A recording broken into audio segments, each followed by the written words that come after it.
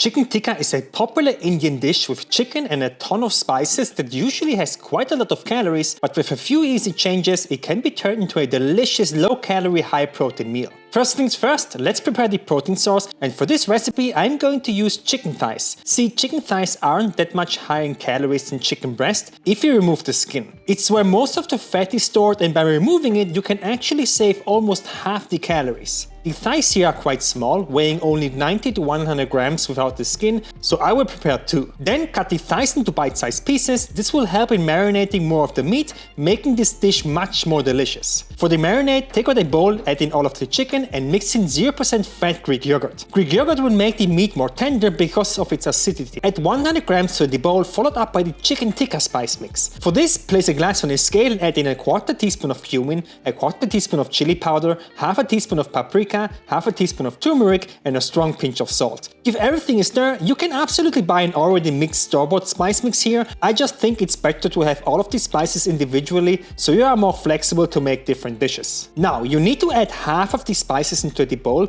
the other half will be saved for later, so set it aside for a second. Next, use a garlic press to add a clove of garlic and grate 1 small piece of ginger, and then the last thing is the juice of half a lemon. Here's a small tip, always squeeze the lemon juice through your hands. It's a nice trick to prevent the seeds from going into your food, which can be quite annoying. Now grab your tongs and give everything a nice stir so the meat is well coated with all of the yogurt and spices. Now the marinade has 2 acids because of the yogurt and the lemon, and because of that you cannot just infinitely let this marinate in the fridge. Let it marinate anywhere from 30 minutes to 4 hours, but no longer than that, or it can turn to mush, especially when you use chicken breasts. As it's marinating, you can prepare everything else. First, chop up a red onion. This weighs about 70 grams, and because I like to add more volume, I will also chop up a red bell pepper. This is not authentic at all, but it's a great way to add more food to this meal, and it tastes pretty good as well. Cut it into planks and then into bite-sized pieces. Next, you need another clove of garlic and a piece of ginger, the other half of the spice mix, and 1 can of 400 grams of crushed tomatoes. You can also use tomato sauce if you want. So normally this recipe gets also heavy cream, and that's why the recipe gets a ton of calories. So the easiest swap to reduce the calories is to use low-fat evaporated milk. This will reduce the calories by over 60%. Evaporated milk is usually used as a coffee creamer but can be added to food as well, so I highly recommend giving this a try. So now it's time to cook. But before that, I want to thank the sponsor of today's video, Bean. Getting a good night's sleep is something that is becoming more and more important to me as I get older. The amount of quality sleep I get makes a huge difference in my energy and mood during the day, so I've been taking Bean Dream Powder for over a month now to help me sleep better. Dream is a cocoa with additional ingredients like melatonin, magnesium or L-theanine. These are all ingredients that are shown to help your body sleep better. In fact, a clinical study reported that 93% of participants found that Dream helped them improve their sleep. So I mix a scoop with water right before going to bed, and it not only helps me fall asleep faster, but I also stay asleep during the night. As a bonus, it tastes delicious and is only 15 calories per serving. So if you want to try Bean's Dream Powder to improve your sleep, now is the best time to do it because they are currently offering a big sale on their website.